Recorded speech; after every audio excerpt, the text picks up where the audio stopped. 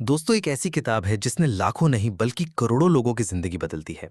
एक ऐसी किताब जो 1937 में लिखी गई थी और आज भी उतनी ही ताकतवर है जितनी पहली बार थी। नाम है थिंक एंड ग्रो रिच, यानी सोचो और अमीर बनो। नेपोलियन हिल ने इस किताब को लिखने में अपनी पूरी जिंदगी लगा दी और इसके पीछे एक कहानी है जो सुनते ही आपको लगेगा कि हाँ, इस किताब में कुछ अलग ही ताकत छुपी है। नेपोलियन हिल एक जर्नलिस्ट है।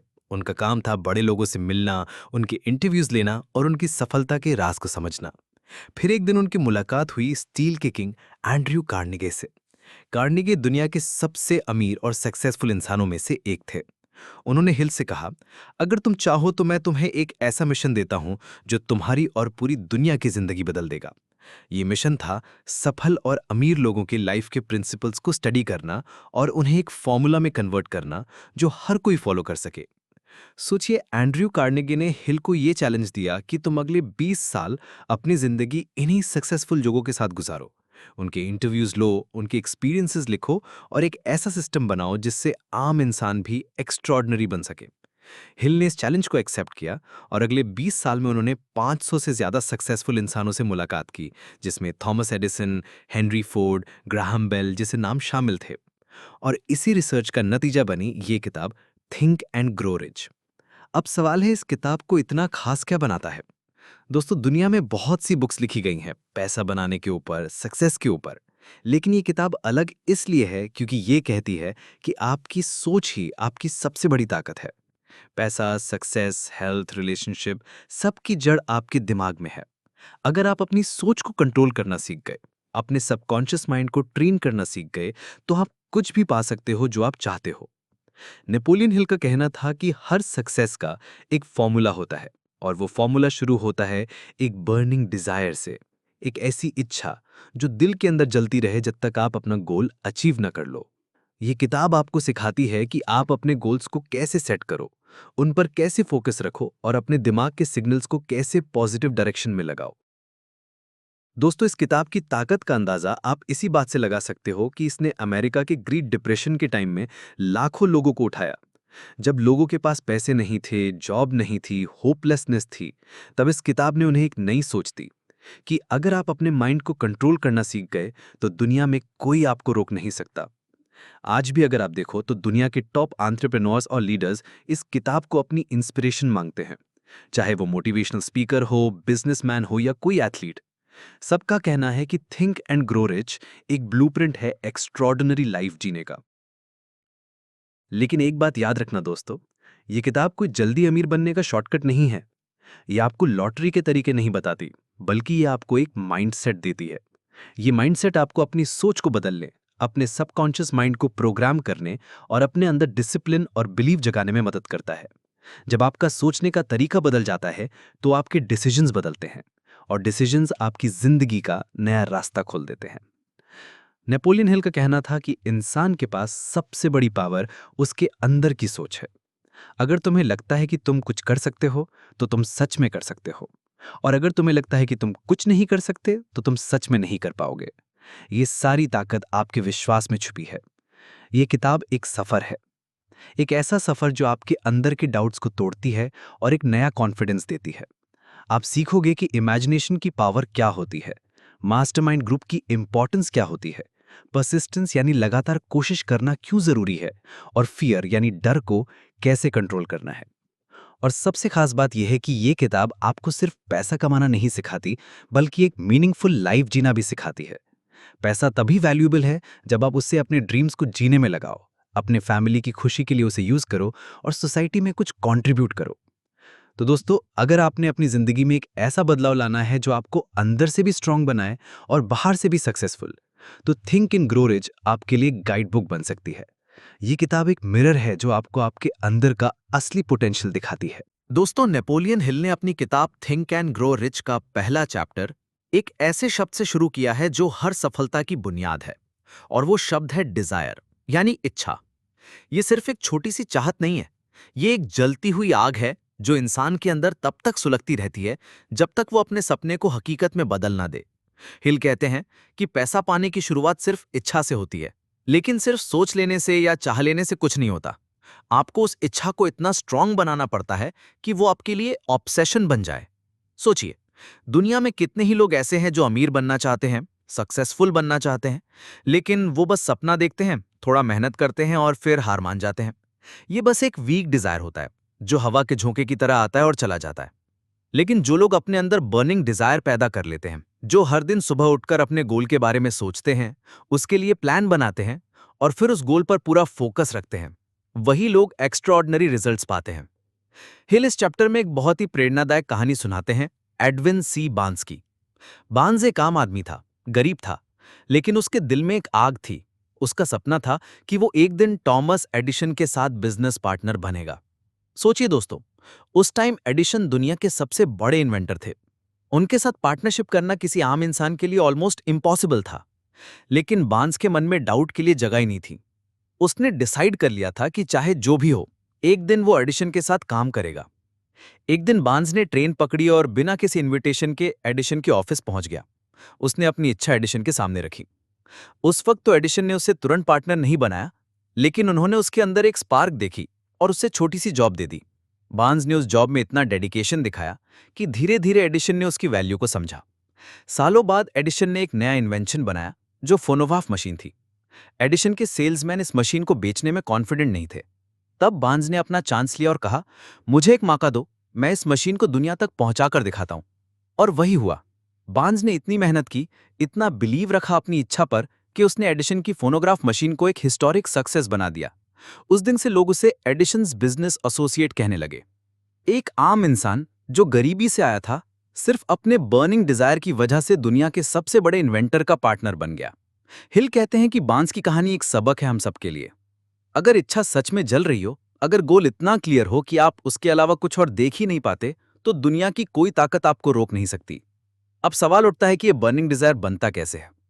हिल कहते हैं कि सबसे पहले आपको अपना एक क्लियर गोल डिफाइन करना पड़ता है। यह आपको पता होना चाहिए कि आप कितना पैसा चाहते हो, कब तक चाहते हो और किस तरीके से चाहते हो। जब तक आपका गोल वेग रहेगा, आपका डिजायर वीक रहेगा। लेकिन जैसे ही आप अपने गोल को स्पेसिफिक बना देते हो और उस पर अपना पूरा फोकस लगाते हो, वैसे ही आपके अंदर एक ऐसी एनर्जी जगती है जो आपको एक्शन लेने पर मजबूर करती है। नेपोलियन हिल एक फॉर्मूला देते हैं इस डिजायर को सक्सेस में बदलने का। ये फॉर्मूला ये है कि आप अपने दिमाग में एक एग्जैक्ट फिगर सेट करो कि कितना पैसा आपको चाहिए। उसके लिए एक एग्जैक्ट डेट लिखो कि कब तक आपको वो चाहिए, और उस पैसा को पाने के लिए आप क्या देने के लिए तैयार हो, यानी आपको क्या सैक्रिफाइस करना होगा। फिर उस गोल का एक प्लान बनाओ, चाहे वो कितना भी इम्परफेक्ट हो, और तुरंत एक्शन शुरू करो। सबसे इंपॉर्टेंट चीज जो हिल कहते हैं वो ये है कि अपने गोल का एक रिटन स्टेटमेंट बनाओ। उसमें लिखो कि तुम्हें कितना पैसा चाहिए, कब तक चाहिए, कैसे चाहिए, और तुम क्या देने को तैयार हो। फिर उस स्टेटमेंट को दिन में 2 बार जोर से पढ़ो, एक सुबह उठकर और एक रात सोने से पहले। जब आप इसे बार बार पढ़ते हो, तो आपके सबकॉन्शियस माइंड में ये थॉट रजिस्टर हो जाता है, और धीरे धीरे आपके अंदर एक फेथ पैदा होता है कि हाँ, ये पॉसिबल है। यहां एक और इंपॉर्टेंट बात हिल समझाते हैं कि डिजायर और विश में बहुत फर्क है। विश सिर्फ एक छोटी सी उम्मीद होती है, जैसे कोई कह दे, काश मेरे पास भी पैसे होते। ये एक हवा में की गई बात होती है। लेकिन डिजायर एक डिटर्मिनेशन है, एक फैसला है कि मुझे ये चाहिए, और मैं तब तक चैन से नहीं बैठूंगा जब तक इसे पा नहीं लेता। बार्न्स की कहानी इस बात का सबसे बड़ा एग्जाम्पल है। अगर उसने बस विश की होती कि काश मैं एडिशन के साथ काम कर पाता, तो शायद वो आज भी एक छोटी सी नौकरी में होता। लेकिन उसने अपने मन में डिसाइड कर लिया था कि चाहे मुझे कितने भी साल लग जाएं, मैं एडिशन का बिजनेस पार्टनर बनूंगा। और इसी डिजायर ने उसकी किस्मत बदल दी। हिल कहते हैं कि बर्निंग डिजायर के बिना कोई भी सक्सेस मुमकिन नहीं है। चाहे आपके पास नॉलेज हो, स्किल हो या पैसा हो, लेकिन अगर अंदर में इच्छा नहीं है, तो वो सब बेकार है। और उल्टा, अगर आपके पास कुछ भी नहीं है लेकिन इच्छा है, तो आप अपने रास्ते खुद बना लोगे। ये चैप्टर हमें एक और इंपॉर्टेंट बात सिखाता है कि जब भी आपके सामने रुकावट आएगी, जब भी आपके प्लान्स फेल होंगे, तब आपको हार नहीं मानना चाहिए। क्योंकि हर फेलियर एक सिग्नल होता है कि आपको अपना प्लान चेंज करना है, अपना अप्रोच मॉडिफाई करना है, लेकिन अपना डिजायर कभी नहीं छोड़ना। सोचिए, अगर बार्न्स पहले ही दिन एडिशन के ऑफिस से लौट आता और कहता कि मुझे तो पार्टनरशिप नहीं मिली, मैं तो फेल हो गया, तो शायद उसका नाम दुनिया कभी न जानती। लेकिन उसने अपने डिजायर को कभी मरने नहीं दिया। यही वजह है कि वो सक्सेस की बुलंदियों तक पहुंच गया। नेपोलियन हिल चाहते हैं कि हर रीडर अपने अंदर वही बर्निंग डिजायर जगाए जो बार्न्स के अंदर थी। जब तक इच्छा जलती नहीं है, तब तक दिमाग भी क्रिएटिव तरीके से काम नहीं करता। लेकिन जैसे ही इच्छा एक ऑब्सेशन बन जाती है, वैसे ही सबकॉन्शियस माइंड नए नए आइडियाज देने लगता है, और अपॉर्चुनिटीज आपके सामने खुद चलकर आती हैं। दोस्तों, नेपोलियन हिल कहते हैं कि अगर सक्सेस की बिल्डिंग एक इमारत है तो उसकी नींव होती है डिजायर, लेकिन उस इमारत की दीवार बनाने का काम करता है फेथ यानी विश्वास। पहले चैप्टर में हमने देखा कि इच्छा एक आग है जो हमें अंदर से जगाती है, लेकिन सिर्फ इच्छा होने से सफलता पूरी नहीं होती। अगर इच्छा को हकीकत में बदलना है तो उस पर विश्वास करना जरूरी है। विश्वास ही वो ताकत है जो सपने को रियलिटी बनाती है। हिल कहते हैं कि फेथ एक ऐसी मेंटल स्टेट है जो ऑटोमैटिकली डेवलप हो जाती है जब आप अपने माइंड को पॉजिटिव थॉट से बार बार भरते हो। दिमाग एक गार्डन की तरह है, अगर आप उसमें बार बार नेगेटिव बीज बोगे तो वहां वीड्स उग जाएंगी, लेकिन अगर आप पॉजिटिव विचार बो, बार बार उन्हें पानी दो, तो वहां सफलता के फूल खिलने लगेंगे। विश्वास भी इसी तरीके से ग्रो होता है। ये एक ऐसा टूल है जो सबकॉन्शियस माइंड पर डायरेक्टली असर करता है और उससे वो सब करने के लिए मजबूर कर देता है जो हम कॉन्शियसली सोचते हैं। एक बात सोचिए, दुनिया में जितने भी बड़े लीडर, इन्वेंटर या बिजनेसमैन बने हैं, उन्होंने अपने सपनों पर विश्वास किया, तभी उन्होंने इम्पॉसिबल को पॉसिबल बनाया। अगर वो अपने खुद के आइडियाज पर डाउट करते तो शायद दुनिया उन्हें कभी याद ना करती। फेथ एक इनविजिबल फोर्स है जो इंसान को आगे बढ़ने की ताकत देती है, चाहे रास्ता कितना भी मुश्किल क्यों ना हो। हिल कहते हैं कि फेथ को डेवलप करने का सबसे बड़ा वेपन है ऑटो सजेशन। मतलब क्या? मतलब कि जो बातें आप अपने आप से बार बार कहते हो, जो सेंटेंसेस आप अपने दिमाग में रिपीट करते हो, वही धीरे धीरे आपके सबकॉन्शियस माइंड का हिस्सा बन जाती हैं। अगर आप अपने आप से बार बार कहते हो कि मैं फेल हो जाऊंगा, मेरे बस का कुछ नहीं है, तो ये बातें सच बन जाती हैं। लेकिन अगर आप अपने आप से रोज सुबह शाम बार बार कहते हो कि मैं सक्सेसफुल हूं, मैं अपने गोल को पाने वाला हूं, तो धीरे धीरे आपका सबकॉन्शियस माइंड इस बात को मान लेता है और आपके एक्शंस भी वैसे ही शेप लेते हैं। यहाँ पर हिल एक बड़ा पावरफुल प्रिंसिपल समझाते हैं। वो कहते हैं कि मनुष्य का सबकॉन्शियस माइंड नेगेटिव और पॉजिटिव दोनों बातों को बिना फर्क किए एक्सेप्ट कर लेता है। वो डिसाइड नहीं करता कि क्या सही है और क्या गलत। जो चीज़ आप उसे बार बार दोगे वही वो सच मान लेगा। इसीलिए हिल कहते हैं कि अगर तुम्हें अपनी जिंदगी बदलनी है तो अपने दिमाग में भरने वाले शब्दों को बदल दो। एक कहानी के जरिए इस बात को समझते हैं। एक छोटा सा लड़का था जो बचपन से कहता रहता था कि मैं एक दिन डॉक्टर बनूंगा। उसके पास पैसा नहीं था, रिसोर्सेज नहीं थे, लेकिन उसने अपने सबकॉन्शियस माइंड को बार बार यही कहा कि मैं डॉक्टर ही बनूंगा। धीरे धीरे उसके एक्शंस भी वैसे ही शेप लेते गए। उसने अपनी पढ़ाई उसी फोकस से की, अपने करियर के डिसीजंस भी उसी फेथ के साथ लिए, और आखिरकार वो सच में डॉक्टर बन गया। ये सिर्फ एक एग्जाम्पल है, पर आप अपनी जिंदगी में भी नोटिस करेंगे कि जो लोग अपने सपनों पर विश्वास करते हैं वही एक दिन उसे पा लेते हैं। नेपोलियन हिल कहते हैं कि विश्वास बिना रीजन के भी डेवलप किया जा सकता है। मतलब क्या? मतलब कि अगर आपके पास अभी कोई सबूत नहीं है कि आप सक्सेसफुल होंगे, लेकिन आप फिर भी अपने सबकॉन्शियस माइंड को ये बोलते हो कि मैं सक्सेसफुल हूं, तो धीरे धीरे वो बात आपके लिए रियलिटी बनने लगती है। ये एक प्रक्रिया है जो हमेशा काम करती है। फेथ की एक और खास बात है, ये एक सेल्फ फुलफिलिंग प्रोफेसी की तरह होती है। अगर आपको विश्वास है कि आप जीतेंगे, तो आप एक्शन भी उसी कॉन्फिडेंस के साथ लेते हो और अक्सर रिजल्ट भी वही मिलता है। अगर आपको डाउट है तो आपके एक्शंस भी हाफ हार्टेड होते हैं और रिजल्ट भी वैसा ही मिलता है। इसीलिए हिल कहते हैं कि सक्सेस के लिए फेथ एक जरूरी कंडीशन है। अब सवाल उठता है कि फेथ को हम अपनी जिंदगी में कैसे ला सकते हैं। हिल इसके लिए एक सिंपल प्रैक्टिस बताते हैं। अपने गोल्स को लिखो, उन्हें बार बार पढ़ो और उनका विजुअलाइजेशन करो जैसे वो ऑलरेडी पूरे हो चुके हैं। जब आप अपने गोल्स को लिखते हो और उन्हें रोज पढ़ते हो, तो आप अपने सबकॉन्शियस माइंड को बार बार एक ही सिग्नल भेजते हो। धीरे धीरे ये सिग्नल इतना पावरफुल बन जाता है कि सबकॉन्शियस माइंड उन्हें अपनी रियलिटी मान लेता है। हिल ये भी कहते हैं कि फेथ और फियर एक दूसरे के ऑपोजिट हैं। जहां फियर होता है वहां फेथ नहीं होता, जहां डाउट होता है वहां बिलीफ नहीं होता। अगर आप अपनी लाइफ में सफल बनना चाहते हो तो सबसे पहले अपने अंदर के फियर को खत्म करना होगा, क्योंकि फियर सबकॉन्शियस माइंड में पॉइजन की तरह काम करता है। यह आपके थॉट्स को नेगेटिव बनाता है और आपके एक्शंस को वीक बना देता है। इसके उलट जब आप फेथ डेवलप करते हो तो आपके अंदर एक नई ताकत आ जाती है जो हर ऑब्स्टिकल को तोड़ देती है। एक और पावरफुल पॉइंट हिल यहाँ पर बताते हैं।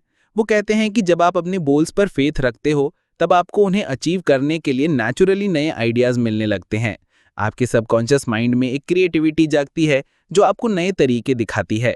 यही वजह है कि लोग कहते हैं बिलीफ क्रिएट्स रियलिटी। बार्न्स की कहानी जिसे हमने पहले चैप्टर में पढ़ा था, उसमें भी फेथ का ही रोल था।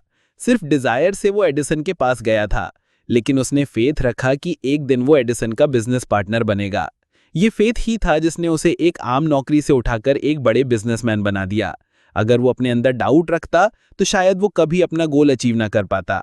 हिल एक और बात कहते हैं जो बहुत इंपॉर्टेंट है। आपके वर्ड्स, आपके थॉट और आपकी इमेजिनेशन, ये तीनों मिलकर फेथ को क्रिएट करते हैं। अगर आप अपने आप से नेगेटिव बातें करते हो तो वो फेथ को डिस्ट्रॉय कर देती हैं। लेकिन अगर आप अपने आप से पॉजिटिव सेंटेंसेस रिपीट करते हो, अपने दिमाग में अपने गोल्स का विजुअलाइजेशन करते हो और उनके बारे में पॉजिटिव सोचते हो, तो धीरे धीरे एक स्ट्रॉन्ग फेथ डेवलप होता है। दोस्तों, फेथ एक ऐसा सीड है जिसे अगर आप रोज पानी देते हो तो वो एक दिन बड़ा पेड़ बन जाता है जो आपको सफलता के फल देता है। ये एक दिन में डेवलप नहीं होता, लेकिन रेगुलर प्रैक्टिस से हर कोई इससे पा सकता है और यही सक्सेस का सीक्रेट है। दोस्तों, अब तक हमने जाना कि डिजायर एक ऐसी आग है जो हमें सक्सेस की तरफ ले जाती है, और फेथ एक ऐसी शक्ति है जो उस इच्छा को रियलिटी में बदल देती है। लेकिन अब सवाल है कि हम अपने अंदर फेथ को डेवलप कैसे करें। उसके लिए नेपोलियन हिल एक बहुत पावरफुल प्रिंसिपल बताते हैं जिसे वो कहते हैं ऑटो सजेशन। ऑटो सजेशन का मतलब है अपने दिमाग को अपनी ही सोची गई बातों से इन्फ्लुएंस करना। ये एक तरह का ब्रिज है जो कॉन्शियस माइंड से सबकॉन्शियस माइंड तक जाता है। हिल कहते हैं कि सबकॉन्शियस माइंड एक फर्टाइल ग्राउंड है जिसमें जो भी सीड आप बार बार डालोगे वो एक दिन रियलिटी बन जाएगा, चाहे वो सीड पॉजिटिव हो या नेगेटिव। अब सोचिए, हम रोज कितनी बातें अपने आप से कहते हैं।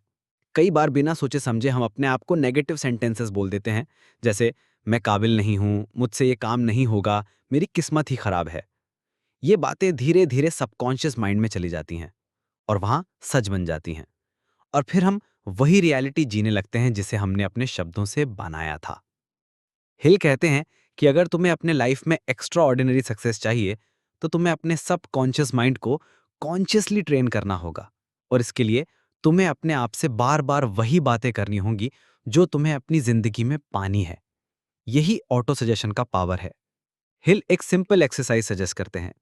अपने गोल्स को लिखो, जैसे मैं 10 लाख रुपए कमाऊंगा या मैं अपना बिजनेस शुरू करूंगा। अब इस स्टेटमेंट को रोज सुबह उठते ही और रात को सोते वक्त बार बार पढ़ो। इतनी बार पढ़ो कि वो आपके सबकॉन्शियस माइंड में एनग्रेव हो जाए। और सिर्फ पढ़ना ही नहीं, उस गोल को अपने दिमाग में इमेजिन करो जैसे वो ऑलरेडी पूरा हो गया है। उसके इमोशंस फील करो। अगर तुम पैसा चाहते हो तो अपने आप को उस पैसा को यूज करते हुए देखो। अगर तुम एक बिजनेस चाहते हो तो अपने आप को उस ऑफिस में काम करते हुए देखो। जब तक तुम्हारे अंदर एक स्ट्रॉन्ग फीलिंग ना आ जाए कि ये चीज ऑलरेडी तुम्हारी है, तब तक प्रैक्टिस करते रहो। यही चीज सबकॉन्शियस माइंड के लिए फूड है, और एक बार सबकॉन्शियस माइंड ने मान लिया है कि ये सच है, तो वो आपके लिए ऐसे रास्ते ढूंढना शुरू कर देगा जो आपको उस गोल तक ले जाएं। हिल कहते हैं कि ऑटो सजेशन एक तरह का सेल्फ हिप्नोसिस है, मतलब आप अपने आप को हिप्नोटाइज करते हो। लेकिन यहाँ हिप्नोसिस का मतलब कंट्रोल खोना नहीं है, बल्कि अपने सबकॉन्शियस को वो इंस्ट्रक्शंस देने हैं जो आपके लिए फायदेमंद हैं।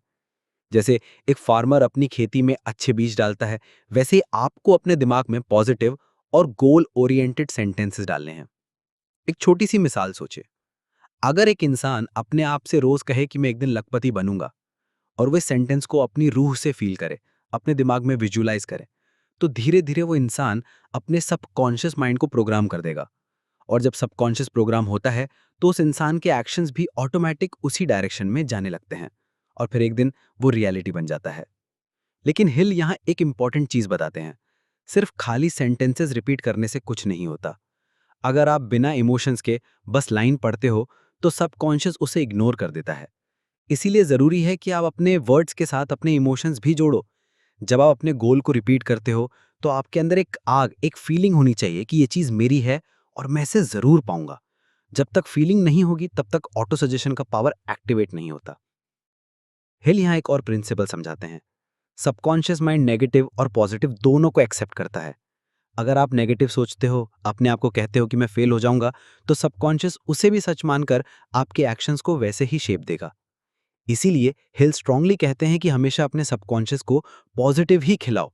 अपने गोल्स को लिखो और उन्हें बार बार रिपीट करो, क्योंकि अगर आप कॉन्शियसली अपने सबकॉन्शियस को ट्रेन नहीं करते तो वो ऑटोमेटिकली दुनिया से नेगेटिव चीजें अब्सॉर्ब करता रहेगा। एक और एग्जाम्पल सोचिए।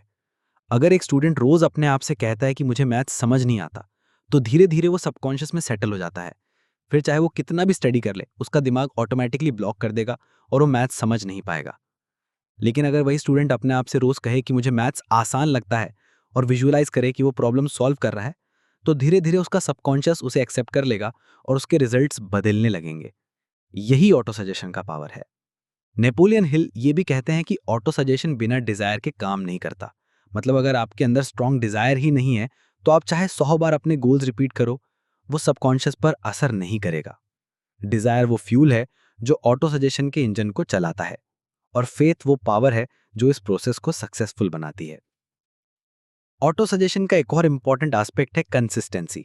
मतलब एक दिन 2 दिन प्रैक्टिस करके आपको रिजल्ट नहीं मिलेगा। ये एक रोजाना की प्रैक्टिस है। जैसे जिम में जाने से एक दिन में बॉडी नहीं बनती, वैसे ही एक दिन में सबकॉन्शियस प्रोग्राम नहीं होता। रोज अपने गोल्स को पढ़ो, विजुलाइज करो और फील करो। धीरे धीरे सबकॉन्शियस में वो डीपली सेटल होगा और आपकी रियलिटी बनने लगेगा। हिल कहते हैं कि ऑटो सजेशन एक तरह की तलवार है, जो या तो आपके लिए खजाना खोल सकती है या आपको खुद ही चोट पहुंचा सकती है। अगर आप नेगेटिव थॉट्स यूज करोगे तो ये आपकी जिंदगी को बर्बाद कर देगी। अगर पॉजिटिव थॉट्स यूज करोगे तो ये आपकी जिंदगी बना देगी। चॉइस हमेशा आपके हाथ में है। दोस्तों, ऑटो सजेशन की टेक्निक का एक सिंपल स्टेप बाय स्टेप तरीका हिल देते हैं। अपने गोल्स को लिखो, उन्हें रोज सुबह और शाम पढ़ो। उन्हें ऐसे इमेजिन करो जैसे वो ऑलरेडी तुम्हारी जिंदगी का हिस्सा बन चुके हैं, और उनके इमोशंस को फील करो। जब तक आपके अंदर एक स्ट्रांग फीलिंग ना आ जाए, प्रैक्टिस करते रहो। यही प्रोसेस है जो सबकॉन्शियस को ट्रेन करता है और सक्सेस की तरफ ले जाता है। ऑटो सजेशन एक ऐसा सीक्रेट है जो हर बड़े इंसान ने अपनी लाइफ में यूज किया है। चाहे वो बिजनेसमैन हो, लीडर हो या साइंटिस्ट हो, उन्होंने अपने सबकॉन्शियस माइंड को अपने सपनों के हिसाब से प्रोग्राम किया है, और यही वजह है कि उन्होंने अपनी लाइफ में एक्स्ट्राऑर्डिनरी सक्सेस पाई है। दोस्तों, नेपोलियन हिल कहते हैं कि दुनिया में नॉलेज एक शक्ति है, लेकिन वो शक्ति तभी काम आती है जब उसे सही तरीके से अप्लाई किया जाए। बहुत लोग कहते हैं कि नॉलेज इज पावर, लेकिन असल सच्चाई ये है कि नॉलेज खुद में पावर नहीं है। नॉलेज एक रॉ मटेरियल है, एक ऐसा बीज है जिसे अगर आप सही जगह लगाते हो, सही तरीके से यूज करते हो, तो वो एक बड़ी फसल बन जाता है। और इसी वजह से हिल कहते हैं कि जनरल नॉलेज से ज्यादा इंपॉर्टेंट है स्पेशलाइज्ड नॉलेज, यानी विशेष ज्ञान। अब जनरल नॉलेज क्या है? ये वही है जो हर किसी के पास होता है। स्कूल, कॉलेज और न्यूज़पेपर और इंटरनेट से जो चीज़ें हम सीखते हैं, इसमें हिस्ट्री, ज्योग्राफी, साइंस और हर तरह के सब्जेक्ट्स आते हैं। लेकिन जनरल नॉलेज अक्सर ज़िंदगी में सक्सेस नहीं लाता। अगर सिर्फ जनरल नॉलेज से ही सक्सेस मिलता तो प्रोफेसर्स और टीचर्स सबसे सक्सेसफुल होते, लेकिन हमें पता है कि ऐसा नहीं है। जनरल नॉलेज एक फाउंडेशन है, लेकिन सक्सेस के लिए ज़रूरी है कि आप एक पर्टिकुलर फील्ड में विशेष ज्ञान रखो और उस ज्ञान को प्रैक्टिकल तरीके से अप्लाई करो। यही सक्सेस का फॉर्मूला है। एक छोटी सी कहानी सोचिए। फोर्ड मोटर कंपनी के फाउंडर हेनरी फोर्ड को दुनिया जनरल नॉलेज के मामले में एक आम इंसान मानता था। वो स्कूल से भी प्रॉपर्ली एजुकेटेड नहीं थे, लेकिन उनके पास एक स्पेशलाइज्ड नॉलेज था कि मशीन को कैसे सिंप्लीफाई करके एक आम इंसान तक अफोर्डेबल तरीके से पहुंचाया जाए। फोर्ड ने अपने इंजीनियर्स का एक टीम बनाया। उन्होंने अपनी दिमाग के साथ उनके ब्रेन्स का भी इस्तेमाल किया और ऑटोमोबाइल इंडस्ट्री में क्रांति ला दी। इसका मतलब ये हुआ कि आपको हर चीज़ खुद नहीं आनी चाहिए। अगर आपके पास एक विजन है और आप अपने आसपास एक टीम बना लेते हो जिनके पास स्पेशलाइज्ड नॉलेज है, तो भी आप एक्स्ट्रॉर्डिनरी सक्सेस पा सकते हो। हिल कहते हैं कि स्पेशलाइज्ड नॉलेज दो तरह की होती है। एक वो जो आप खुद अक्वायर करते हो अपनी पढ़ाई, प्रैक्टिस और तजुर्बे से, और दूसरा वो जो आप दूसरे लोगों से लेते हो। मतलब अगर आपके पास खुद वो नॉलेज नहीं है तो आप एक मास्टरमाइंड ग्रुप बना सकते हो जहां हर इंसान अपनी स्पेशलाइज्ड नॉलेज कंट्रीब्यूट करता है। इसी वजह से मास्टरमाइंड प्रिंसिपल को हिल ने एक अलग चैप्टर में डिटेल से समझाया है। यहाँ एक और चीज़ समझना ज़रूरी है कि नॉलेज कभी स्टैग्नेंट नहीं रहना चाहिए। अगर आपने एक बार नॉलेज ले लिया और उसे अपडेट नहीं किया तो वो धीरे धीरे बेकार हो जाता है। इसलिए हिल स्ट्रांगली कहते हैं कि अपने स्पेशलाइज्ड नॉलेज को रोज़ नए तजुर्बों, नए रिसोर्सेज और नए प्रैक्टिसेस के साथ फ्रेश रखना चाहिए। ये कंटिन्यूअस प्रोसेस है। एक एग्जाम्पल और लो। एक डॉक्टर को देखो, उसके पास स्पेशलाइज्ड नॉलेज है मेडिसिन और सर्जरी का। अगर वो अपना नॉलेज अपडेट करना बंद कर दे, नए रिसर्च और टेक्निक्स को ना सीखे, तो धीरे धीरे वो डॉक्टर अपने पेशेंट्स के लिए खतरा बन जाएगा। इसीलिए नॉलेज को अपडेट करना सक्सेस का इंटीग्रल पार्ट है।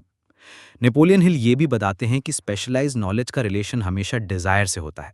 अगर आपको एक बड़ा गोल अचीव करना है तो उस गोल के लिए किस टाइप का स्पेशलाइज्ड नॉलेज चाहिए ये आपको डिसाइड करना होगा, और फिर या तो आप खुद वो नॉलेज एक्वायर करो या फिर उन लोगों के साथ पार्टनरशिप करो जिनके पास वो नॉलेज ऑलरेडी है। एक और मिसाल समझिए, अगर एक इंसान एक बड़ी रेस्टोरेंट चेन बनाना चाहता है तो उसके लिए कुकिंग का मास्टर शेफ होना ज़रूरी नहीं है। उसके लिए ज़रूरी है कि वो एक विजन रखे, एक बिजनेस मॉडल समझे और फिर शेफ्स और स्टाफ हायर करे जिनके पास स्पेशलाइज्ड नॉलेज है। मतलब सक्सेस हमेशा टीम के स्पेशलाइज्ड नॉलेज का रिजल्ट होती है, ना कि एक इंडिविजुअल के जनरल नॉलेज का। हिल यहाँ एक और प्रिंसिपल इंट्रोड्यूस करते हैं कि स्पेशलाइज्ड नॉलेज को मार्केट के डिमांड के साथ जोड़ना चाहिए। अगर आपके पास स्पेशलाइज्ड नॉलेज है लेकिन उसका डिमांड मार्केट में नहीं है तो वो आपको पैसा और सक्सेस नहीं देगा। लेकिन अगर आप अपनी स्पेशलाइज्ड नॉलेज को उस डायरेक्शन में ले जाते हो जहां लोग उसके लिए पैसे देने को तैयार हैं, तभी आपको फाइनेंशियल रिवॉर्ड मिलेगा। एक सिंपल सी बात सोचो, अगर एक इंसान संस्कृत का स्कॉलर है तो वो एक बहुत स्पेशलाइज्ड नॉलेज है, लेकिन उस नॉलेज का मार्केट डिमांड लिमिटेड है। दूसरी तरफ अगर एक इंसान डिजिटल मार्केटिंग में स्पेशलिस्ट है तो उस नॉलेज का डिमांड आज के ज़माने में बहुत ज़्यादा है। इसीलिए हिल कहते हैं कि नॉलेज तभी पावर है जब वो डिमांड के साथ कनेक्टेड हो। स्पेशलाइज्ड नॉलेज के इंपॉर्टेंस को समझाने के लिए हिल एक और एग्जाम्पल देते हैं। वो कहते हैं कि एक टाइम था जब एंड्रयू कार्नेगी, जो अमेरिका के सबसे बड़े स्टील टाइकून थे, उनके पास खुद टेक्निकल नॉलेज नहीं था, लेकिन उन्होंने अपने आसपास उन लोगों का ग्रुप बनाया जिनके पास स्पेशलाइज्ड नॉलेज था, और उन्होंने अपनी विजन और उन लोगों के नॉलेज को मिलाकर इतनी बड़ी एम्पायर खड़ी कर दी। यही एक मास्टरमाइंड और स्पेशलाइज्ड नॉलेज का पावर है। दोस्तों, इस चैप्टर का सबसे बड़ा लेसन ये है कि अगर आपको सक्सेस चाहिए तो आपको जनरल नॉलेज के चक्कर में ज़्यादा टाइम वेस्ट नहीं करना है। आपको अपना फोकस एक स्पेसिफिक फील्ड पर लगाना है। उस फील्ड का विशेष ज्ञान अक्वायर करो और उसे एक डेफिनेट प्लान के साथ अप्लाई करो। और अगर आपके पास वो ज्ञान खुद नहीं है तो अपने आसपास एक टीम बनाओ जिनके पास वो नॉलेज है। यही सक्सेस का रियल फॉर्मूला है। हिल कहते हैं कि स्पेशलाइज्ड नॉलेज एक तरीका टूल है। अगर आपके पास एक क्लियर गोल है तो ये टूल आपके लिए एक पावरफुल हथियार बन जाता है, लेकिन अगर आपके पास कोई डेफिनेट गोल ही नहीं है तो ये टूल बेकार है। इसीलिए हमेशा अपने गोल्स को डिफाइन करो और उनके लिए ज़रूरी स्पेशलाइज्ड नॉलेज एक्वायर करो। और याद रखिए, दुनिया में हर सक्सेसफुल इंसान एक या दो स्पेसिफिक चीज़ों में एक्सपर्ट होता है, चाहे वो बिजनेस हो, आर्ट हो, म्यूजिक हो या टेक्नोलॉजी। उन्होंने अपना एक फील्ड चूज किया और उसमें मास्टर बन गए। इसी वजह से वो दुनिया में पहचाने गए और उन्होंने अपनी जिंदगी को एक्स्ट्रॉर्डनरी बनाया। दोस्तों, नेपोलियन हिल कहते हैं कि हर ग्रेट सक्सेस एक आइडिया से शुरू होता है, और वो आइडिया पैदा होता है इंसान की इमेजिनेशन से। कल्पना शक्ति इंसान का सबसे बड़ा खजाना है। ये एक ऐसी फैक्ट्री है जिसमें आपके दिमाग के अंदर नए विचार, नए प्लान और नए सपने जन्म लेते हैं। हर इन्वेंशन, हर डिस्कवरी और हर बड़ा बिजनेस एक इंसान के इमेजिनेशन का रिजल्ट है। सोचिए, अगर इंसान के पास इमेजिनेशन न होती तो हम अभी भी अंधेरों में जी रहे होते। न बल्ब होता, न फोन होता, न इंटरनेट होता। थॉमस एडिसन ने बल्ब बनाने से पहले उसे अपने दिमाग में कल्पना की थी। ग्राहम बेल ने फोन बनाने से पहले उसकी तस्वीर अपने इमेजिनेशन में देखी थी। और हेनरी फोर्ड ने अफोर्डेबल कार का सपना अपने इमेजिनेशन से बनाया था। मतलब दुनिया की हर बड़ी अचीवमेंट इमेजिनेशन से ही शुरू होती है। हिल इमेजिनेशन को दो पार्ट्स में डिवाइड करते हैं। एक है सिंथेटिक इमेजिनेशन और दूसरा है क्रिएटिव इमेजिनेशन। सिंथेटिक इमेजिनेशन का मतलब है पुराने आइडियाज और एक्सपीरियंसेस को मिलाकर नए कॉम्बिनेशंस बनाना। जैसे कोई बिजनेस मॉडल जो पहले से मार्केट में है, उसमें थोड़ा सा नया ट्विस्ट डालकर एक नई चीज बन जाना। दूसरा है क्रिएटिव इमेजिनेशन, जो डायरेक्टली इनफाइनाइट इंटेलिजेंस से कनेक्ट होता है। ये वही सोर्स है जहां से बड़े बड़े इन्वेंशंस आते हैं, जहां से इंसान को एकदम नए और ओरिजिनल आइडियाज मिलते हैं जो पहले कभी दुनिया में नहीं थे। अब यहाँ एक इंपॉर्टेंट बात यह है कि इमेजिनेशन एक मसल की तरह है। जितना आप इसे यूज करते हो उतना ये स्ट्रांग होता है, और जितना आप इसे इग्नोर करते हो उतना ये कमजोर हो जाता है। बचपन में हर इंसान में इमेजिनेशन बहुत ज्यादा होती है, लेकिन जैसे जैसे हम बड़े होते हैं सोसाइटी और सिस्टम हमें सिर्फ लॉजिक और फैक्ट्स तक सीमित कर देता है। लेकिन सच यह है कि लॉजिक और फैक्ट्स बस हमें वहीं तक ले जाते हैं जहां तक दुनिया पहुंच चुकी है, और इमेजिनेशन हमें वहां ले जाती है जहां दुनिया अभी तक नहीं पहुंची। हिल एक एग्जाम्पल देते हैं कि जब एक इंसान एक बड़ा फॉर्चून बनाता है तो उसका पहला स्टेप हमेशा एक आइडिया होता है। पैसा और रिसोर्सेज बाद में आते हैं, लेकिन आइडिया सबसे पहले इमेजिनेशन में जन्म लेता है।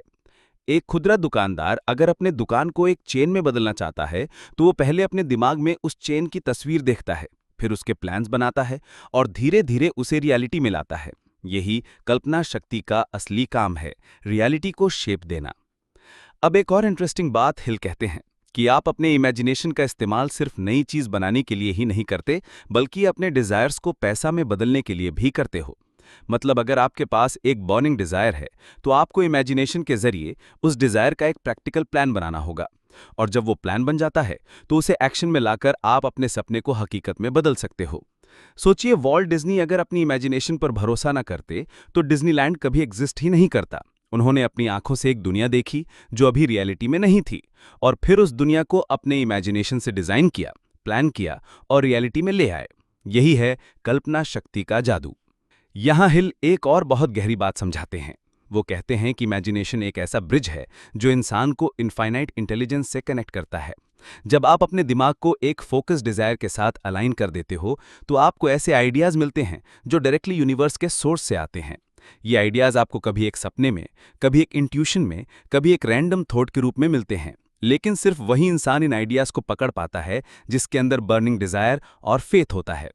यहाँ एक वार्निंग भी है। हिल कहते हैं कि सिर्फ इमेजिनेशन से ही सक्सेस नहीं मिलती। इमेजिनेशन एक सीड है, लेकिन उसे ग्रो करने के लिए डेफिनेट प्लान और परसिस्टेंट एक्शन चाहिए। बहुत से लोग कहते हैं कि उनके पास आइडियाज हैं, लेकिन वो आइडियाज उनके दिमाग से आगे नहीं बढ़ते, और इसी वजह से वो लोग अपने सपने कभी रियलिटी में देख नहीं पाते। लेकिन जो इंसान अपनी इमेजिनेशन को एक प्रैक्टिकल प्लान में बदलता है और फिर उस पर लगातार एक्शन करता है, वही इंसान एक्स्ट्रॉर्डिनरी रिजल्ट्स पाता है। दोस्तों, यहाँ एक और सिंपल एग्जाम्पल समझिए। एक छोटा सा आइडिया था कि लोग अपने घर में एक छोटी सी स्क्रीन पर दुनिया देख सकें। ये एक कल्पना थी, और इस कल्पना को रियलिटी बनाया गया टेलीविजन के रूप में। आज भी जो नए स्टार्टअप्स बनते हैं वो सब एक आइडिया से ही शुरू होते हैं। उबर, ज़ोमैटो, स्विगी सब एक छोटी सी कल्पना से शुरू हुए और आज दुनिया को बदल रहे हैं। नेपोलियन हिल यहाँ हमें चैलेंज करते हैं कि अगर आपको अपने गोल्स अचीव करने हैं तो अपने इमेजिनेशन को जगाओ। हर दिन थोड़ा वक्त निकालकर अपने दिमाग में अपने गोल्स की तस्वीर देखो। अपने आप को ऑलरेडी सक्सेसफुल समझो। उस सक्सेस की महसूसात अपने अंदर जगाओ। ये प्रैक्टिस आपके अनकॉन्शियस माइंड को ट्रेन करती है और धीरे धीरे आपके आइडियाज और एक्शंस उसी डायरेक्शन में फ्लो करने लगते हैं। और एक और बात याद रखिए, इमेजिनेशन को कभी लिमिट मत करो। जो चीज़ आज इम्पॉसिबल लगती है वो कल नॉर्मल हो जाती है। कल्पना शक्ति इंसान के लिए वो दरवाजा है जो नए मौकों और नए सफर की तरफ खुलता है। दोस्तों, नेपोलियन हिल एक बहुत सिंपल पर पावरफुल बात कहते हैं। प्लान के बिना सक्सेस सिर्फ एक विश है। मतलब आपके पास कितना भी बड़ा ड्रीम हो, कितनी भी स्ट्रॉन्ग इमेजिनेशन और बर्निंग डिजायर हो, लेकिन अगर आपके पास एक ऑर्गेनाइज्ड योजना नहीं है तो वो सपना कभी रियलिटी में नहीं बदलेगा। यही वजह है कि दुनिया के सभी सक्सेसफुल लोग एक क्लियर और डेफिनेट प्लान बनाते हैं, उसे लिखते हैं और उस पर एक्शन लेते हैं। हिल कहते हैं कि ऑर्गेनाइज्ड प्लानिंग ही वो स्टेप है जो इमेजिनेशन को एक्शन में बदलती है। एक आइडिया तब तक बेकार है जब तक उसे एक स्ट्रक्चर्ड प्लान के साथ रियलिटी में नहीं लाया जाता। प्लानिंग इंसान के दिमाग का वो जीपीएस है जो उसे सफर का डायरेक्शन दिखाता है। बिना जीपीएस के गाड़ी भटक जाती है और बिना प्लानिंग के इंसान का जीवन। अब एक इंटरेस्टिंग बात यह है कि प्लानिंग कभी परफेक्ट नहीं होती। हिल कहते हैं कि दुनिया के हर सक्सेसफुल इंसान ने अपने पहले प्लान्स में फेलियर फेस किया है, लेकिन उन्होंने हार नहीं मानी बल्कि नए प्लान्स बनाए और अपनी स्ट्रैटेजी बदली। मतलब प्लान में चेंजेस नॉर्मल है। अगर एक प्लान फेल हो जाए तो इसका मतलब ये नहीं कि आप फेल हो गए, इसका मतलब बस इतना ही कि वो प्लान सही नहीं था और आपको एक नई अप्रोच चाहिए। हिल एक और पावरफुल कॉन्सेप्ट इंट्रोड्यूस करते हैं, मास्टरमाइंड ग्रुप।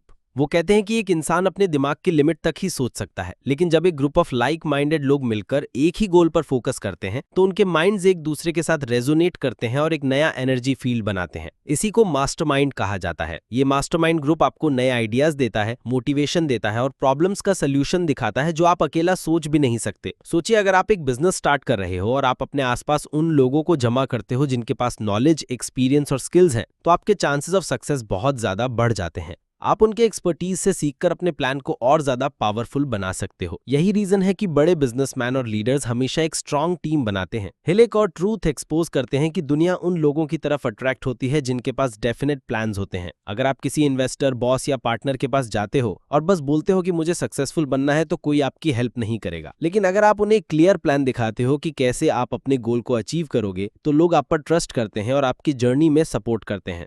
अब हिल एक और वार्निंग भी देते हैं। वो कहते हैं कि अगर आपके पास डेफिनेट प्लान नहीं है तो आप ऑटोमेटिकली उन लोगों के प्लान का हिस्सा बन जाओगे जिनके पास डेफिनेट प्लान है। मतलब या तो आप अपने लिए प्लान बनाओ या फिर दुनिया आपको अपने प्लान्स के लिए इस्तेमाल करेगी। यही वजह है कि बहुत से लोग अपनी लाइफ के आखिर में रिग्रेट करते हैं कि उन्होंने अपना खुद का रास्ता नहीं बनाया। एक और चीज हिल समझाते हैं कि प्लानिंग हमेशा प्रैक्टिकल होनी चाहिए। सपने बड़े रखना गलत नहीं है, लेकिन उन्हें अचीव करने के लिए जो छोटे छोटे स्टेप्स हैं उनका एक प्रैक्टिकल रोड मैप बनाना जरूरी है। जैसे अगर आप $1 मिलियन का बिजनेस बनाना चाहते हो तो उसके लिए पहले एक प्रोडक्ट डिफाइन करना होगा, फिर मार्केट स्टडी करनी होगी, फिर सेल्स स्ट्रैटेजी बनानी होगी और स्टेप बाय स्टेप उस रास्ते पर चलना होगा। हिल ये भी कहते हैं कि अपने प्लान्स को लिखना बहुत जरूरी है। अगर आपके दिमाग में सिर्फ वेग आइडियाज है तो वो सिर्फ ख्याल बनकर रह जाएंगे, लेकिन जब आप अपने प्लान्स को लिखते हो तो आप उन्हें कॉन्क्रीट बनाते हो। एक रिटन प्लान आपको डिसिप्लिन देता है और आपको अपने गोल के प्रति अकाउंटेबल बनाता है। अब एक और पॉइंट यहाँ समझना जरूरी है कि ऑर्गेनाइज्ड प्लानिंग का मतलब ये नहीं कि सब कुछ एकदम लीनियर होगा। लाइफ अनप्रिडिक्टेबल है और प्लान्स में चेंजेस आते रहेंगे, लेकिन जो इंसान अपने प्लान्स को अपडेट करता रहता है वो हमेशा आगे बढ़ता है। सोचिए, राइट ब्रदर्स ने पहली फ्लाइट के लिए जो पहले प्लान्स बनाए थे वो फेल हो गए थे, लेकिन उन्होंने नए प्लान्स बनाए और अपना अप्रोच बदला और आखिरकार एरोप्लेन दुनिया के लिए रियलिटी बन गया। यही लेसन है, फेलियर एक सिग्नल है कि प्लान को सुधारने की जरूरत है, न कि सपने छोड़ देने की। और हिल एक बहुत बड़ा सक्सेस सीक्रेट देते हैं कि प्लानिंग के साथ एक डेडलाइन होना चाहिए। अगर आप अपने प्लान के लिए एक डेफिनेट टाइम फिक्स नहीं करते तो वो प्लान कभी एक्शन में कन्वर्ट नहीं होगा। डेडलाइन एक अर्जेंसी क्रिएट करती है और आपको फोकस में रखती है। सबसे इंपॉर्टेंट बात यह है कि ऑर्गेनाइज प्लानिंग के लिए परसिस्टेंस जरूरी है। आपको बार बार प्लान बनाना होगा, उसे टेस्ट करना होगा और जब तक वो काम न करे तब तक उसे इंप्रूव करते रहना होगा। दुनिया उन्हीं लोगों को रिवॉर्ड करती है जो अपने सपनों के पीछे ऑर्गेनाइज्ड प्लान के साथ लगे रहते हैं, चाहे कितनी भी रुकावट आए। दोस्तों, नेपोलियन हिल एक छुपी हुई सच्चाई को सामने रखते हैं। दुनिया के अधिकतर लोग इसलिए फेल होते हैं क्योंकि उनके पास डिसाइसिवनेस की आदत नहीं होती। मतलब जब भी उन्हें एक चॉइस लेनी होती है तो वो या तो डिसीजन को डिले करते हैं या फिर दूसरों के इन्फ्लुएंस में आ जाते हैं, और इसी वजह से वो अपने गोल्स की तरफ एक स्ट्रॉन्ग स्टेप नहीं ले पाते। हिल कहते हैं कि सक्सेसफुल लोग एक कॉमन ट्रेट शेयर करते हैं। वो अपने डिसीजंस तुरंत लेते हैं और उन्हें चेंज करने में बहुत स्लो होते हैं। मतलब वो अपने डिसीजंस को पकड़ कर रखते हैं जब तक कि उन्हें पक्का प्रूफ न मिल जाए कि चेंज करना जरूरी है। दूसरी तरफ जो अनसक्सेसफुल लोग होते हैं वो हमेशा कंफ्यूज रहते हैं। उनका डिसीजन लेने का प्रोसेस स्लो होता है और उन्हें चेंज करने में वो बहुत फास्ट होते हैं।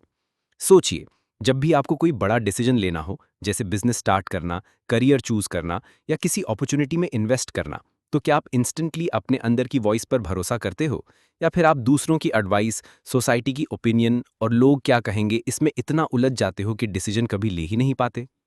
यही फर्क है एक लीडर और एक फॉलोअर में। लीडर्स अपना डिसीजन खुद लेते हैं और फॉलोअर्स हमेशा वेट करते हैं कि कोई और उनके लिए डिसाइड करे। हिल एक पावरफुल एग्जाम्पल देते हैं हेनरी फोर्ड का। जब फोर्ड ने अपनी कंपनी बनाई और अपने कार डिजाइन पर काम करना शुरू किया तो लोग उसके खिलाफ थे। उसके इंजीनियर्स तक ने कहा कि कुछ डिजाइन्स इम्पॉसिबल हैं, लेकिन फोर्ड अपने डिसीजन पर इतना फर्म था कि उसने बार बार इंसिस्ट किया और अपनी टीम को वही बनाने के लिए फोर्स किया। आखिरकार उन्होंने वही डिजाइन बना दिया जो आज ऑटोमोबाइल इंडस्ट्री का फाउंडेशन बन गया। अगर फोर्ड अपना डिसीजन चेंज कर देता तो शायद आज दुनिया उसे ग्रेट इनोवेटर के रूप में ना जानती। एक और इंसाइट हिल देते हैं, इनडिसीजन और प्रोक्रेस्टिनेशन एक ही सिक्के के दो पहलू हैं। मतलब जो इंसान डिसीजंस नहीं ले पाता वो नेचुरली डिले करता है और ये डिले ही उसके सपनों को तोड़ देता है। जो लोग सपने अचीव करते हैं वो तुरंत फैसला लेते हैं और एक्शन में आ जाते हैं। हिल कहते हैं कि एक और बड़ी प्रॉब्लम है दूसरों की ओपिनियन का डर। लोग अक्सर डिसीजन इसलिए नहीं ले पाते क्योंकि उन्हें लगता है कि दुनिया उन्हें जज करेगी, लेकिन सच तो यह है कि दुनिया हमेशा जज करती है, चाहे आप कुछ करो या ना करो। लेकिन जो इंसान अपने डिसीजंस को अपनी मर्जी से लेता है वही असली आज़ादी में जीता है। हिल एक और सीक्रेट बताते हैं, जब आप एक डेफिनेट डिसीजन लेते हो तो यूनिवर्स आपकी हेल्प करना शुरू करती है। ये डिसीजन एक सिग्नल होता है कि आप सीरियस हो और तब अपॉर्चुनिटीज आपके आसपास अपीयर होने लगती हैं। जब आप कंफ्यूज्ड और इनडिसाइसिव होते हो तो अपॉर्चुनिटीज भी आपसे दूर रहती हैं।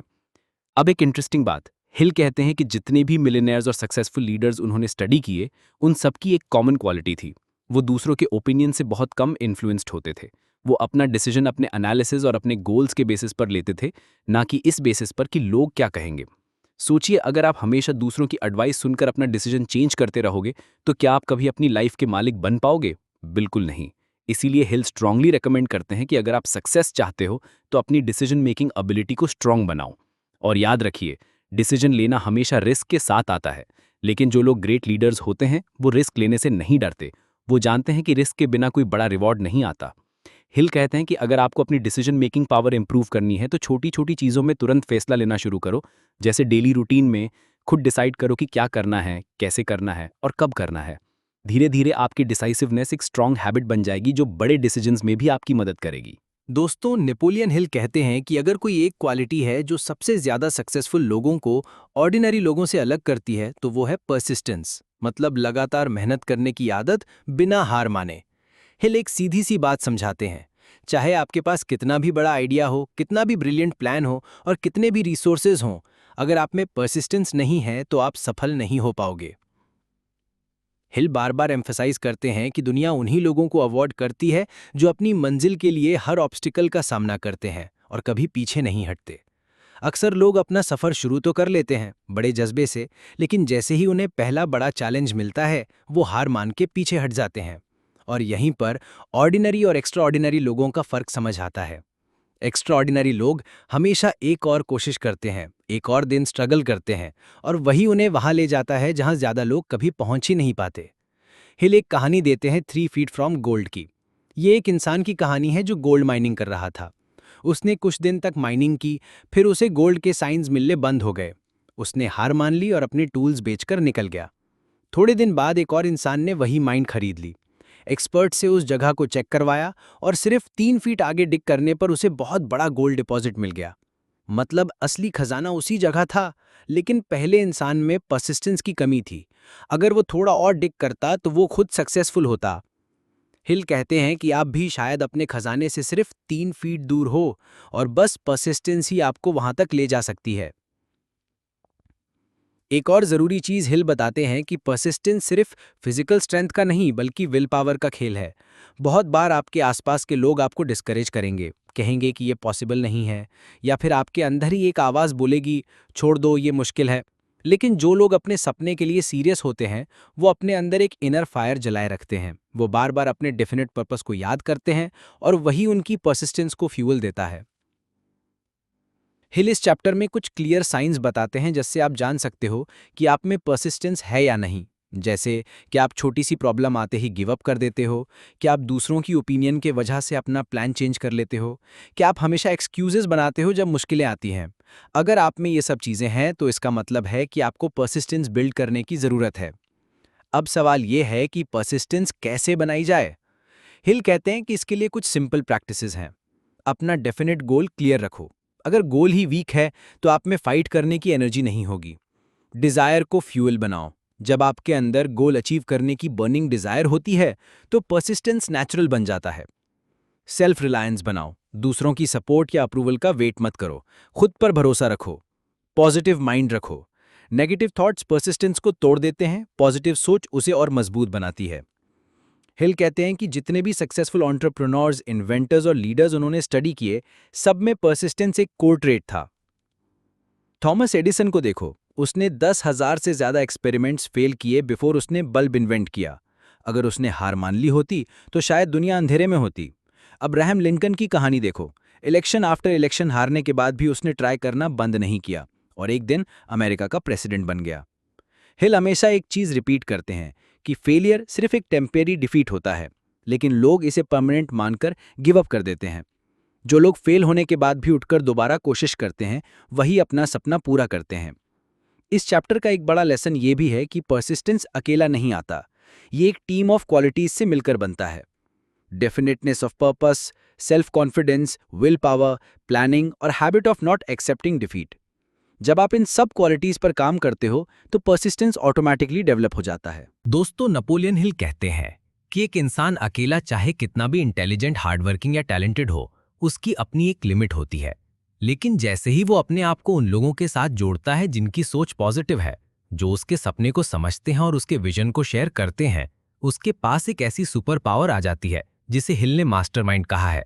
ये एक ऐसा कंसेप्ट है जो उनके हिसाब से सफलता की सबसे पावरफुल टूल्स में से एक है। हिल मास्टरमाइंड को डिफाइन करते हैं एक coordination of knowledge and effort between 2 और more people working towards a definite purpose in a spirit of harmony. मतलब जब 2 या 2 से ज्यादा लोग एक डेफिनेट पर्पस के लिए साथ मिलकर काम करते हैं, एक पॉजिटिव और हार्मोनियस स्पिरिट के साथ, तो उनके दिमाग एक कंबाइंड शक्ति बन जाते हैं जो एक इंडिविजुअल दिमाग से कहीं ज्यादा स्ट्रांग होती है। सोचो जरा, एक इंसान का अपना लिमिटेड एक्सपीरियंस होता है, लिमिटेड नॉलेज होती है और लिमिटेड पर्सपेक्टिव होता है। लेकिन जब आप अपने आसपास ऐसे लोग रखते हो जो अलग अलग फील्ड्स के एक्सपर्ट हैं, जिनके पास यूनिक आइडियाज हैं और जो आपके विजन के लिए सिंसियरली कमिटेड हैं, तो आप एक ऐसे ओशन ऑफ नॉलेज से जुड़ जाते हो जिसमें एंडलेस अपॉर्चुनिटीज होती हैं। हिल एक बहुत ही इंटरेस्टिंग एनालॉजी देते हैं। जैसे इलेक्ट्रिसिटी एक पावर है जो तभी काम करती है जब आप उससे प्रॉपर तरीके से हार्नेस करो, वैसे ही मास्टरमाइंड एक इनविजिबल फोर्स है जो तभी एक्टिवेट होती है जब 2 या 2 से ज्यादा दिमाग एक साथ एक डेफिनेट पर्पस के लिए सिंक्रोनाइज होते हैं। ये एक तरह का थर्ड माइंड क्रिएट करता है जो इंडिविजुअल माइंड से अलग होता है। हिस्ट्री के अंदर जितने बड़े एम्पायर्स, बिजनेसेस और इनोवेशंस हुए हैं, उनके पीछे मास्टरमाइंड का कंसेप्ट छुपा था। एंड्रयू कार्नेगी, जिसके बारे में हिल लिखते हैं, ओपनली कहता था कि उसकी सक्सेस का असली सीक्रेट था उसका अपने आसपास एक पावरफुल मास्टरमाइंड ग्रुप बनाना। उसने एक्सपर्ट्स को इकट्ठा किया जो हर फील्ड में उससे बेहतर थे और उनकी कलेक्टिव नॉलेज से उसने अपना स्टील एम्पायर बिल्ड किया। हेनरी फोर्ड ने भी अपने आसपास एक मास्टरमाइंड सर्कल बनाया था जो उससे बार बार नए सॉल्यूशंस देता था जब वो प्रॉब्लम में फंस जाता। हिल कहते हैं कि मास्टरमाइंड के 2 मेजर एडवांटेजेस होते हैं। पहला है इकोनॉमिक एडवांटेज, मतलब आपको रिसोर्सेज, कॉन्टैक्ट्स और नॉलेज मिलता है जो आप अकेला कभी नहीं पा सकते। दूसरा है साइकिक एडवांटेज। ये एक इनविजिबल फोर्स है जो तभी एक्टिवेट होती है जब पॉजिटिव एनर्जी वाले लोग एक साथ आते हैं। आपने शायद नोटिस किया होगा कि जब आप अपने जैसे सोच वाले दोस्त के साथ बैठकर आइडियाज डिस्कस करते हो तो एक अलग ही एनर्जी और क्रिएटिविटी आती है। यही है मास्टरमाइंड का साइकिक पावर। हिल एक और इंपॉर्टेंट चीज बताते हैं, मास्टरमाइंड ग्रुप तभी काम करता है जब उसके मेंबर्स एक स्पिरिट ऑफ हार्मनी में काम करें। अगर ईगो, जेलसी या कंपटीशन आ गया तो वो ग्रुप बिगड़ जाता है और पावर खत्म हो जाती है। इसीलिए आपको हमेशा केयरफुली सिलेक्ट करना चाहिए कि आप अपने आसपास किसको रख रहे हो। मास्टरमाइंड का मतलब ये भी है कि आप अपनी कमियां अपने नेटवर्क के थ्रू पूरी कर सकते हो। अगर आपको किसी चीज की नॉलेज नहीं है तो आप अपने मास्टरमाइंड ग्रुप में ऐसे लोग ला सकते हो जिनके पास वो नॉलेज हो।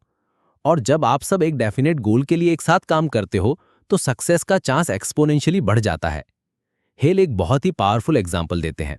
उनके टाइम के जितने सक्सेसफुल बिजनेसमैन थे, चाहे वो कार्नेगी हो, फोर्ड हो या रॉकफेलर हो, सबके आसपास एक मास्टरमाइंड ग्रुप था। उन्होंने कभी ये क्लेम नहीं किया कि उन्होंने अपनी सफलता अकेला अचीव की, बल्कि वो प्राउडली कहते थे कि उनकी सक्सेस एक ग्रुप एफर्ट थी। दोस्तों, हिल कहते हैं कि आप भी अपना एक मास्टरमाइंड ग्रुप बना सकते हो। उसके लिए जरूरी है कि आप अपने डेफिनेट पर्पस को क्लियर रखो और फिर उन लोगों को आइडेंटिफाई करो जो आपको उस पर्पस तक पहुंचने में हेल्प कर सकते हैं। ये लोग हमेशा आपके आसपास होते हैं, बस आपको उन्हें ढूंढना और उनके साथ जेन्युइन रिलेशनशिप बिल्ड करना होता है। सोचो, अगर आप अपने सपने को सच करना चाहते हो और आपके साथ 3-4 ऐसे लोग जुड़ जाते हैं जो हर वक्त आपको पुश करते हैं, मोटिवेट करते हैं और अपने आइडिया शेयर करते हैं, तो आपके फेल होने का चांस कितना कम हो जाता है। इसीलिए हिल कहते हैं कि मास्टरमाइंड एक शॉर्टकट है एक्स्ट्रा ऑर्डिनरी सक्सेस के लिए। और याद रखिए, मास्टरमाइंड का कंसेप्ट सिर्फ बिजनेस तक लिमिटेड नहीं है, ये आपके पर्सनल लाइफ, हेल्थ, एजुकेशन और किसी भी एरिया में अप्लाई हो सकता है। अगर आप अपने आसपास राइट पीपल को ले आते हैं और उनके साथ हार्मनी में काम करते हैं तो आप एक ऐसी एनर्जी जनरेट करते हैं जो लिटरली मिरेकल्स क्रिएट करती है। दोस्तों, नेपोलियन हिल कहते हैं कि एक इंसान अकेला चाहे कितना भी इंटेलिजेंट, हार्ड वर्किंग या टैलेंटेड हो, उसकी अपनी एक लिमिट होती है।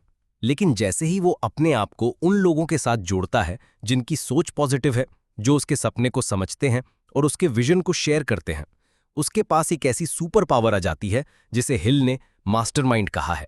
ये एक ऐसा कॉन्सेप्ट है जो उनके हिसाब से सफलता के सबसे पावरफुल टूल्स में से एक है। हिल मास्टरमाइंड को डिफाइन करते हैं एक coordination of knowledge and effort between 2 और more people working towards a definite purpose in a spirit of harmony. मतलब जब 2 या 2 से ज्यादा लोग एक डेफिनेट पर्पस के लिए साथ मिलकर काम करते हैं, एक पॉजिटिव और हार्मोनियस स्पिरिट के साथ, तो उनके दिमाग एक कंबाइंड शक्ति बन जाते हैं जो एक इंडिविजुअल दिमाग से कहीं ज्यादा स्ट्रांग होती है। सोचो जरा, एक इंसान का अपना लिमिटेड एक्सपीरियंस होता है, लिमिटेड नॉलेज होती है और लिमिटेड पर्सपेक्टिव होता है। लेकिन जब आप अपने आसपास ऐसे लोग रखते हो जो अलग अलग फील्ड्स के एक्सपर्ट हैं, जिनके पास यूनिक आइडियाज हैं और जो आपके विजन के लिए सिंसियरली कमिटेड है, तो आप एक ऐसे ओशन ऑफ नॉलेज से जुड़ जाते हो जिसमें एंडलेस अपॉर्चुनिटीज होती हैं। हिल एक बहुत ही इंटरेस्टिंग एनालॉजी देते हैं। जैसे इलेक्ट्रिसिटी एक पावर है जो तभी काम करती है जब आप उससे प्रॉपर तरीके से हार्नेस करो, वैसे ही मास्टरमाइंड एक इनविजिबल फोर्स है जो तभी एक्टिवेट होती है जब 2 या 2 से ज्यादा दिमाग एक साथ एक डेफिनेट पर्पस के लिए सिंक्रोनाइज होते हैं। ये एक तरह का थर्ड माइंड क्रिएट करता है जो इंडिविजुअल माइंड से अलग होता है। हिस्ट्री के अंदर जितने बड़े एम्पायर्स, बिजनेसेस और इनोवेशंस हुए हैं, उनके पीछे मास्टरमाइंड का कॉन्सेप्ट छुपा था। एंड्रयू कार्नेगी, जिसके बारे में हिल लिखते हैं, ओपनली कहता था कि उसकी सक्सेस का असली सीक्रेट था उसका अपने आसपास एक पावरफुल मास्टरमाइंड ग्रुप बनाना। उसने एक्सपर्ट्स को इकट्ठा किया जो हर फील्ड में उससे बेहतर थे और उनकी कलेक्टिव नॉलेज से उसने अपना स्टील एम्पायर बिल्ड किया। हेनरी फोर्ड ने भी अपने आसपास एक मास्टरमाइंड सर्कल बनाया था जो उससे बार बार नए सॉल्यूशंस देता था जब वो प्रॉब्लम में फंस जाता। हिल कहते हैं कि मास्टरमाइंड के 2 मेजर एडवांटेजेस होते हैं। पहला है इकोनॉमिक एडवांटेज, मतलब आपको रिसोर्सेज, कॉन्टैक्ट्स और नॉलेज मिलता है जो आप अकेला कभी नहीं पा सकते। दूसरा है साइकिक एडवांटेज। ये एक इनविजिबल शक्ति है जो तब एक्टिवेट होती है जब पॉजिटिव एनर्जी वाले लोग एक साथ आते हैं। आपने शायद नोटिस किया होगा कि जब आप अपने जैसी सोच वाले दोस्त के साथ बैठकर आइडियाज डिस्कस करते हो तो एक अलग ही एनर्जी और क्रिएटिविटी आती है। यही है मास्टरमाइंड का साइकिक पावर। हिल एक और इंपॉर्टेंट चीज बताते हैं। मास्टरमाइंड ग्रुप तभी काम करता है जब उसके मेंबर्स एक स्पिरिट ऑफ हार्मनी में काम करें। अगर ईगो, जेलसी या कंपटीशन आ गया तो वो ग्रुप बिगड़ जाता है और पावर खत्म हो जाती है। इसीलिए आपको हमेशा केयरफुली सेलेक्ट करना चाहिए कि आप अपने आसपास किसको रख रहे हो। मास्टरमाइंड का मतलब ये भी है कि आप अपनी कमियां अपने नेटवर्क के थ्रू पूरी कर सकते हो। अगर आपको किसी चीज़ की नॉलेज नहीं है तो आप अपने मास्टरमाइंड ग्रुप में ऐसे लोग ला सकते हो जिनके पास वो नॉलेज हो, और जब आप सब एक डेफिनेट गोल के लिए एक साथ काम करते हो तो सक्सेस का चांस एक्सपोनेंशियली बढ़ जाता है। हिल एक बहुत ही पावरफुल एग्जाम्पल देते हैं। उनके टाइम के जितने सक्सेसफुल बिजनेसमैन थे, चाहे वो कार्नेगी हो, फोर्ड हो या रॉकफेलर हो, सबके आसपास एक मास्टरमाइंड ग्रुप था। उन्होंने कभी ये क्लेम नहीं किया कि उन्होंने अपनी सफलता अकेले अचीव की, बल्कि वो प्राउडली कहते थे कि उनकी सक्सेस एक ग्रुप एफर्ट थी। दोस्तों, हिल कहते हैं कि आप भी अपना एक मास्टरमाइंड ग्रुप बना सकते हो। उसके लिए ज़रूरी है कि आप अपने डेफिनेट पर्पस को क्लियर रखो और फिर उन लोगों को आइडेंटिफाई करो जो आपको उस पर्पस तक पहुंचने में हेल्प कर सकते हैं। ये लोग हमेशा आपके आसपास ही होते हैं, बस आपको उन्हें ढूंढना और उनके साथ जेन्युइन रिलेशनशिप बिल्ड करना होता है। सोचो, अगर आप अपने सपने को सच करना चाहते हो और आपके साथ 3-4 ऐसे लोग जुड़ जाते हैं जो हर वक्त आपको पुश करते हैं, मोटिवेट करते हैं और अपनी आइडियाज़ शेयर करते हैं, तो आपके फेल होने का चांस कितना कम हो जाता है। इसीलिए हिल कहते हैं कि मास्टरमाइंड एक शॉर्टकट है एक्स्ट्राऑर्डिनरी सक्सेस के लिए। और याद रखिए, मास्टरमाइंड का कॉन्सेप्ट सिर्फ बिजनेस तक लिमिटेड नहीं है। ये आपके पर्सनल लाइफ, हेल्थ, एजुकेशन और किसी भी एरिया में अप्लाई हो सकता है। अगर आप अपने आसपास राइट पीपल को ले आते हो और उनके साथ हार्मनी में काम करते हो तो आप एक ऐसी एनर्जी जनरेट करते हो जो लिटरली मिरेकल्स क्रिएट करती है। दोस्तों, नेपोलियन हिल कहते हैं कि इंसान के पास जो सबसे बड़ी शक्ति है वो उसका सबकॉन्शियस माइंड है। ये हमारा वो हिस्सा है जो हमेशा काम करता रहता है, चाहे हम सो रहे हों या जाग रहे हों। ये एक साइलेंट पावर है जो हमारे विचारों, हमारे भावों और हमारे विश्वासों को अंदर ही अंदर कलेक्ट करके उन्हें रियलिटी में बदलने की कोशिश करता है। सबकॉन्शियस माइंड को हिल एक ऐसे फर्टाइल ग्राउंड कहते हैं जिसमें हम जो भी बीज बोते हैं, चाहे वो पॉजिटिव हो या नेगेटिव, वो बढ़ता है और अपनी शक्ल में हमें वापस मिलता है। हिल बताते हैं कि सबकॉन्शियस माइंड एक पुल की तरह है। ये कॉन्शियस माइंड और इनफाइनाइट इंटेलिजेंस के बीच का मीडियम है। मतलब जो विचार आप अपने कॉन्शियस माइंड में बार बार सोचते हो वो सबकॉन्शियस तक जाते हैं और फिर सबकॉन्शियस उन्हें यूनिवर्स के इंटेलिजेंस से कनेक्ट करके उन्हें रियलिटी में अट्रैक्ट करता है। इस वजह से हमारे थॉट्स की क्वालिटी सबसे ज्यादा मैटर करती है।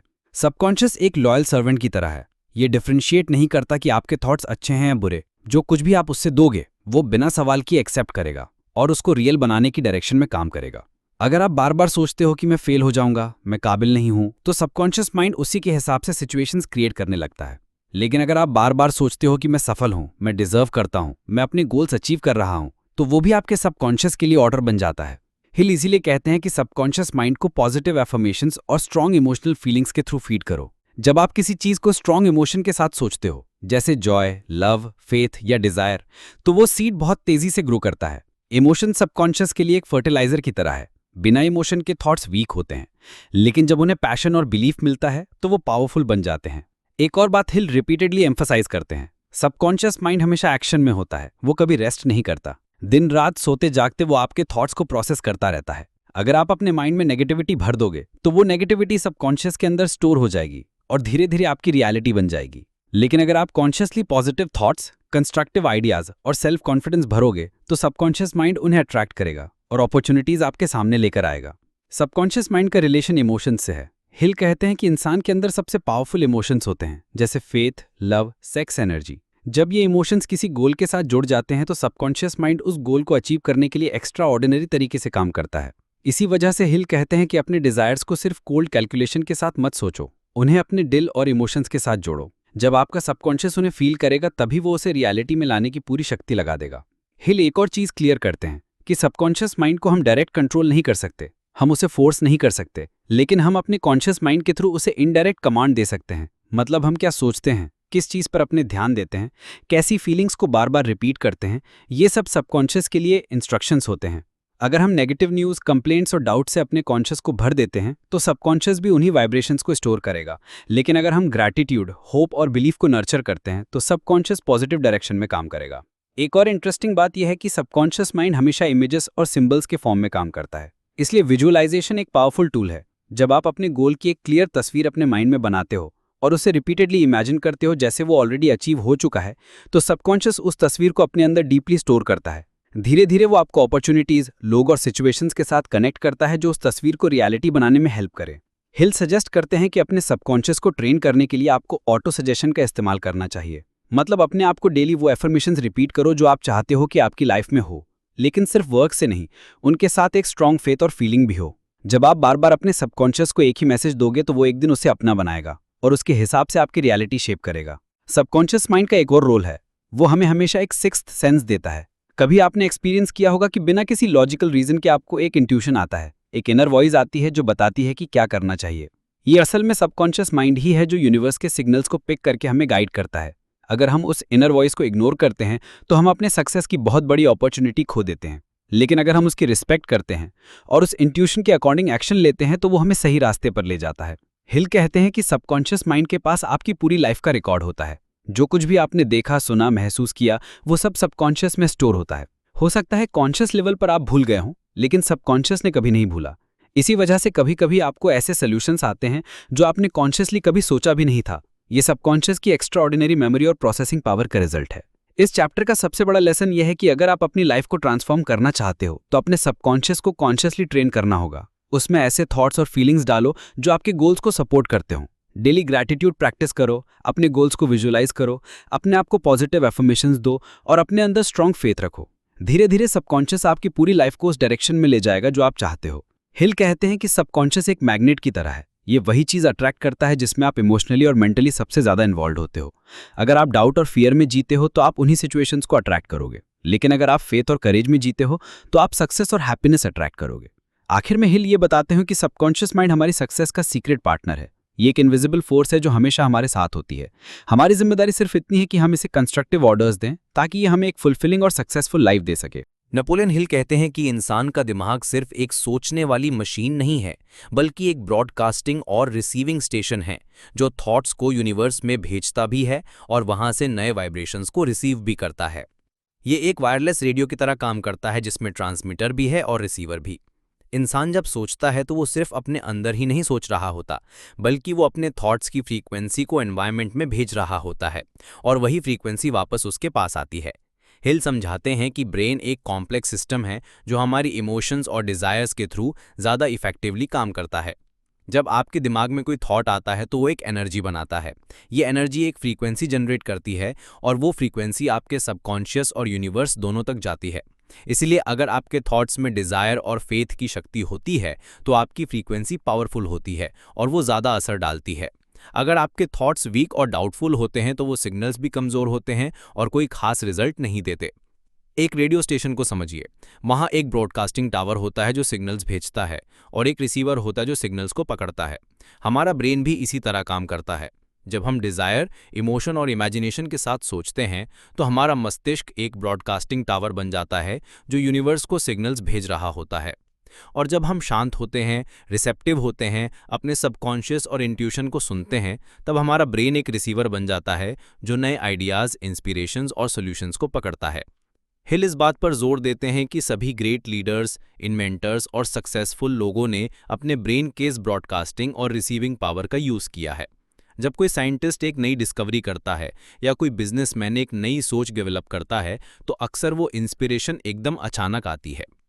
ये इंस्पिरेशन असल में उस ब्रेन के रिसीविंग स्टेशन होने की वजह से आती है जिसमें वो यूनिवर्स के इनफाइनाइट इंटेलिजेंस से सिग्नल्स रिसीव कर लेता है। हिल ये भी कहते हैं कि ब्रेन का पावर तब सबसे ज़्यादा स्ट्रांग होता है जब वो सेक्स एनर्जी, लव और फेथ जैसी स्ट्रांग इमोशंस के साथ कंबाइन हो जाता है। ये इमोशंस ब्रेन के वाइब्रेशंस को एम्प्लीफाई कर देते हैं। मतलब जब आप किसी गोल को सिर्फ लॉजिकली नहीं बल्कि पूरे पैशन, लव और बिलीफ के साथ सोचते हो, तो आपके थॉट्स की फ्रीक्वेंसी इतनी पावरफुल हो जाती है कि वो यूनिवर्स को इम्प्रेस कर देती है और उसी फ्रीक्वेंसी को आपके तरफ अट्रैक्ट करती है। एक और इम्पॉर्टेंट एस्पेक्ट जो हिल समझाते हैं वो है कि ब्रेन अपने आप में एक मास्टरमाइंड सिस्टम भी है। जब दो या ज़्यादा लोग एक ही पर्पस के लिए अपना माइंड अलाइन करते हैं तो उनके ब्रेन्स एक तरह से कनेक्टेड हो जाते हैं और एक नया कलेक्टिव पावर जनरेट करते हैं। ये मास्टरमाइंड अलायंस के थ्रू होता है। इस प्रोसेस में हर इंसान का ब्रेन एक ब्रॉडकास्टिंग और रिसीविंग स्टेशन बनकर एक दूसरे के वाइब्रेशंस को स्ट्रेंथन करता है और वो कलेक्टिव एनर्जी और भी पावरफुल बन जाती है। इसी वजह से हिल कहते हैं कि मास्टरमाइंड ग्रुप की पावर अलग लेवल पर होती है, क्योंकि वहाँ ब्रेन्स एक दूसरे के साथ सिंक होते हैं। ब्रेन का एक और फैसिनेटिंग रोल है, वो एक मैग्नेट की तरह काम करता है। ये वही चीज़ अट्रैक्ट करता है जिसमें हम सबसे ज़्यादा सोचते और विश्वास करते हैं। अगर आपके माइंड में बार बार पॉवर्टी, फेलियर और फियर का थॉट घूमता है तो आपका ब्रेन वही फ्रीक्वेंसीज ब्रॉडकास्ट करेगा और वही वापस रिसीव करेगा। लेकिन अगर आप सक्सेस, अबंडेंस और कॉन्फिडेंस के थॉट्स के साथ रहते हो तो आपका ब्रेन यूनिवर्स से वही चीज़ें अट्रैक्ट करेगा। नेपोलियन हिल बार बार कहते हैं कि थॉट्स आर थिंग्स, विचार भी एक एनर्जी हैं। ब्रेन उन्हें यूनिवर्स में भेजता है और वही वापस लाता है। इसलिए हर सफल इंसान अपने विचारों को कंट्रोल करता है, उन्हें पॉजिटिव डायरेक्शन में चैनलाइज करता है और उनके साथ एक स्ट्रॉन्ग बिलीफ अटैच करता है। हिल कहते हैं कि ब्रेन और सबकॉन्शियस एक दूसरे के साथ मिलकर काम करते हैं। सबकॉन्शियस माइंड एक फर्टाइल ग्राउंड है जिसमें थॉट्स स्टोर होते हैं और ब्रेन एक ट्रांसमीटर है जो उन थॉट्स को वाइब्रेशंस के रूप में बाहर भेजता है। जब आप बार बार अपने सबकॉन्शियस को एक ही डिज़ायर से फीड करते हो तो वो डिज़ायर इतना स्ट्रांग हो जाता है कि ब्रेन उसे एक हाई फ्रीक्वेंसी सिग्नल के रूप में ब्रॉडकास्ट करता है और जब वो सिग्नल यूनिवर्स तक पहुंचता है तो यूनिवर्स उसके जवाब में अपॉर्चुनिटीज़ और रिसोर्सेज आपकी तरफ अट्रैक्ट करता है। एक और चीज़ हिल हाईलाइट करते हैं कि ब्रेन एक स्पिरिचुअल कनेक्शन का भी मीडियम है। जब इंसान अपने कॉन्शियस माइंड को शांत करके अपने इंट्यूशन और फेथ को एक्टिवेट करता है तो ब्रेन एक रिसीविंग स्टेशन बन जाता है जो इनफाइनाइट इंटेलिजेंस के डायरेक्ट मैसेजेस को पकड़ता है। ये वही मोमेंट होते हैं जब हमें एकदम से कोई ब्रिलियंट आइडिया आता है या हमें एक इनर वॉइस गाइड करती है। इस चैप्टर का एक प्रैक्टिकल लेसन ये है कि अगर आप अपने ब्रेन को प्रॉपरली यूज़ करना चाहते हो तो अपने थॉट्स और इमोशंस को कॉन्शियसली चूज़ करो। हर दिन कुछ टाइम अपने गोल्स को विजुलाइज करने में लगाओ, उन्हें फील करो जैसे वो ऑलरेडी अचीव हो चुके हैं। अपने दिमाग को उसी फ्रीक्वेंसी पर ट्यून करो जो आपके ड्रीम्स के साथ मैच करती हो। जैसे एक रेडियो स्टेशन पर सही फ्रीक्वेंसी ट्यून करने पर ही आपको क्लियर साउंड मिलती है, वैसे ही ब्रेन को भी सही फ्रीक्वेंसी पर ट्यून करना पड़ता है ताकि वो सक्सेस और इंस्पिरेशन को अट्रैक्ट कर सके। हेल एक और बात बताते हैं कि आपके ब्रेन की वाइब्रेशंस दूसरे लोगों के ब्रेन पर भी असर डालती हैं। जब आप कॉन्फिडेंस, पॉजिटिविटी और एंथुजियाज्म के साथ किसी से इंटरेक्ट करते हो तो वो इंसान भी वही वाइब्रेशंस फील करता है। इसी तरह अगर आप नेगेटिविटी और फियर के साथ इंटरेक्ट करते हो तो वो भी सामने वाले पर असर करता है। मतलब आप अपने ब्रेन के ब्रॉडकास्टिंग सिस्टम के जरिए दूसरे लोगों को भी इन्फ्लुएंस करते हो। इसी वजह से ग्रेट लीडर्स अपने पैशन और बिलीफ के जरिए पूरे क्राउड्स को इंस्पायर कर देते हैं।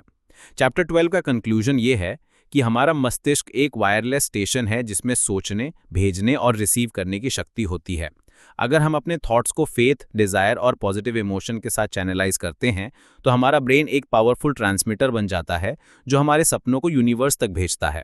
और जब हम रिसेप्टिव और इंट्यूटिव होते हैं तो हमारा ब्रेन एक रिसीवर बन जाता है जो यूनिवर्स के जवाब को हमें देता है। नेपोलियन हिल कहते हैं कि इंसान के पास एक ऐसी शक्ति है जो सबसे मिस्टीरियस और सबसे पावरफुल है। वो शक्ति है सिक्स्थ सेंस, यानी कि एक ऐसी इंद्रिया जो हमारी 5 फिजिकल इंद्रियों के ऊपर है। ये एक तरह का मेंटल और स्पिरिचुअल फैकल्टी है जो हमें इन्फिनिट इंटेलिजेंस से कनेक्ट करती है। इसका काम है हमें गाइडेंस देना, इंस्पिरेशन देना और कभी कभी हमें वार्न करना भी। हिल इस सिक्स्थ सेंस को एक इनविजिबल डोरवे कहते हैं, एक दरवाजा जिसके जरिए इंसान डायरेक्टली उस इंटेलिजेंस से कनेक्ट हो सकता है जो पूरे यूनिवर्स को चलाती है। हमारी फिजिकल सेंसेस, देखना, सुनना, चखना, छूना और सूंघना, हमें सिर्फ दुनिया के आउटर रियलिटी तक ले जाती हैं, लेकिन सिक्स्थ सेंस हमें इनर वर्ल्ड और हायर इंटेलिजेंस तक कनेक्ट करती है।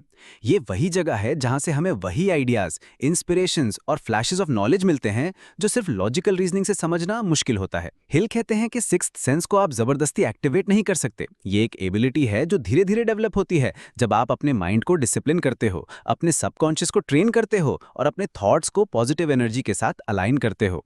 ये एक तरह से एक हायर स्टेट ऑफ माइंड है जो तब ओपन होती है जब इंसान फेथ, डिजायर और परसिस्टेंस के साथ अपने गोल्स के पीछे लगता है। आपने कभी नोटिस किया होगा कि कभी-कभी हमें बिना किसी लॉजिक के एक स्ट्रांग फीलिंग आती है, जैसे कि कोई काम करना चाहिए या कोई डिसीजन लेना चाहिए या कोई सिचुएशन से बचना चाहिए। ये इनर वॉइस या इंट्यूशन असल में सिक्स्थ सेंस का ही मैनिफेस्टेशन है। ये वही स्पिरिचुअल रडार है जो हमें गाइड करती है जब लॉजिकल माइंड कंफ्यूज होता है। बहुत से सक्सेसफुल लोगों ने अपने डिसीजंस में इसी इंट्यूशन पर भरोसा किया है। हिल अपने पर्सनल एक्सपीरियंस शेयर करते हैं। उन्होंने अपने आप को मेंटली ऐसे ट्रेन किया कि वो अक्सर अपने दिमाग में एक इमेजिनरी काउंसिल बनाते थे जिसमें हिस्ट्री के ग्रेट लीडर्स होते, जैसे Lincoln, Edison, Ford, Napoleon, Carnegie और भी कई लोग। जब भी वो किसी प्रॉब्लम का सोल्यूशन ढूंढना चाहते तो वो अपने इमेजिनेशन में उन सबको एक टेबल पर बिठाकर उनसे सलाह लेते। अजीब बात यह है कि उनके आंसर्स इतने रियलिस्टिक और यूजफुल होते कि हिल को लगता था कि जैसे वो लोग सच में उनसे बात कर रहे हैं। ये सिक्स्थ सेंस के जरिए उन्हें इन्फिनिट इंटेलिजेंस से गाइडेंस मिलती थी। हिल समझाते हैं कि सिक्स्थ सेंस काम तब करता है जब आप अपने सबकॉन्शियस और कॉन्शियस माइंड को बैलेंस करते हो। जब आप अपने सबकॉन्शियस को पॉजिटिव डिजायर्स, गोल्स और फेथ के साथ फिल करते हो तब वो हायर फ्रीक्वेंसी में वाइब्रेट करता है और इसी वाइब्रेशन के जरिए सिक्स्थ सेंस एक्टिवेट होता है। तब आपको नए आइडियाज, इंस्पिरेशंस और गट फीलिंग्स मिलती हैं जो आपको सक्सेस की तरफ ले जाती हैं। एक और एग्जांपल देखते हैं। कभी आपने देखा है कि कुछ लोग एकदम से एक नई इन्वेंशन या डिस्कवरी कर लेते हैं। उन्हें लगता है जैसे वो आइडिया उनके पास आया है, उन्होंने उसे कॉन्शियसली सोचा नहीं। ये ही है सिक्स्थ सेंस। जब दिमाग फुली प्रिपेयर्ड होता है, ट्रेंड होता है, तब यूनिवर्स अपने सीक्रेट्स उसके सामने खोल देता है। हिल ये भी कहते हैं कि सिक्स्थ सेंस आपको डेंजर से बचाता है। कभी कभी हमें एक स्ट्रांग वार्निंग फीलिंग आती है कि इस रास्ते पर मत जाओ, इस डील को मत करो, इस इंसान पर भरोसा मत करो। अगर हम अपने सिक्स्थ सेंस की इस आवाज़ को इग्नोर करते हैं तो बाद में हमें नुकसान उठाना पड़ता है। लेकिन जो लोग अपने इंट्यूशन पर ट्रस्ट करते हैं वो अक्सर गलत डिसीजन से बच जाते हैं। एक और चीज़ जो हिल हाईलाइट करते हैं वो ये है कि सिक्स्थ सेंस तभी ओपन होती है जब आपके अंदर फियर का कंट्रोल कम हो जाता है। जब तक आपके थॉट्स फियर, जैसे कि पॉवर्टी का फियर, क्रिटिसिज्म का फियर, हेल्थ का फियर या रिजेक्शन का फियर से भरे होते हैं, तब तक आपका सबकॉन्शियस वीक रहता है और सिक्स्थ सेंस की वॉइस दब जाती है। लेकिन जब आप फेथ और पॉजिटिविटी को अपनाते हो तब आप एक रिसेप्टिव स्टेट में आते हो जिसमें सिक्स्थ सेंस क्लियरली बोलती है। हिल इस चैप्टर में ये भी कहते हैं कि सबसे बड़े लीडर्स, फिलोसोफर्स और स्पिरिचुअल टीचर्स ने हमेशा अपने सिक्स्थ सेंस का यूज किया है। उन्होंने अपने इंस्पिरेशन को एक हायर पावर से कनेक्टेड माना है। चाहे वो प्रॉफिट्स हों, सेंट्स हों या ग्रेट थिंकर्स, सभी ने माना है कि उनके विजडम का एक हिस्सा उनकी अपनी मेहनत से आया और एक हिस्सा एक डिवाइन सोर्स से आया जो उनके सिक्स्थ सेंस के जरिए उन तक पहुंचता था। प्रैक्टिकल लेवल पर हिल ये सजेस्ट करते हैं कि अगर आप अपने सिक्स्थ सेंस को डेवलप करना चाहते हो तो अपने माइंड को पीस और स्टिलनेस देना सीखो। रोज कुछ वक्त मेडिटेशन, विजुअलाइजेशन और कॉन्टेम्पलेशन में बिताओ। अपने सबकॉन्शियस को पॉजिटिव अफर्मेशंस और स्ट्रॉन्ग गोल्स के साथ फीड करो। धीरे धीरे आप नोटिस करोगे कि आपको इनर गाइडेंस मिलना शुरू हो जाता है। आपको सही वक्त पर सही डिसीजंस लेने की एबिलिटी डेवलप होती है। इस चैप्टर का एक और गहरा पॉइंट है, जब इंसान अपने लाइफ में एक स्ट्रॉन्ग डेफिनेट पर्पस के साथ जीता है और अपने सबकॉन्शियस को बार बार उस पर्पस से चार्ज करता है, तब उसके थॉट्स एक हायर लेवल के वाइब्रेशंस बन जाते हैं। यही वाइब्रेशंस सिक्स्थ सेंस के जरिए इन्फिनिट इंटेलिजेंस से कनेक्ट करते हैं और वही कनेक्शन इंसान को एक्स्ट्रा ऑर्डिनरी सक्सेस तक ले जाता है। सिक्स्थ सेंस का इस्तेमाल करना एक तरह से एक ट्रस्ट का प्रोसेस है। आपको अपने इनर वॉइस पर भरोसा करना होता है, चाहे लॉजिक उसे तुरंत सपोर्ट ना करे। लेकिन जब आप बार बार एक्सपीरियंस करते हो कि आपकी इंट्यूशन सही निकली, तब आपका फेथ और स्ट्रांग हो जाता है और धीरे धीरे आप अपने लाइफ के हर बड़े डिसीजन में अपने सिक्स्थ सेंस को सुनना शुरू कर देते हो। हिल कंक्लूड करते हैं कि सिक्स्थ सेंस एक ऐसी चीज है जो इंसान को एक हायर डायमेंशन में ले जाती है। ये इंसान को सिर्फ मटेरियल सक्सेस ही नहीं देती, बल्कि उसे एक स्पिरिचुअल पीस भी देती है। जब आपको लगता है कि आप अकेला नहीं बल्कि एक इन्फिनिट इंटेलिजेंस के साथ कनेक्टेड हो, तो आपके अंदर एक कॉन्फिडेंस और शांति आ जाती है। आपको लगता है कि यूनिवर्स आपके साथ है और आपका सफर गाइडेड है।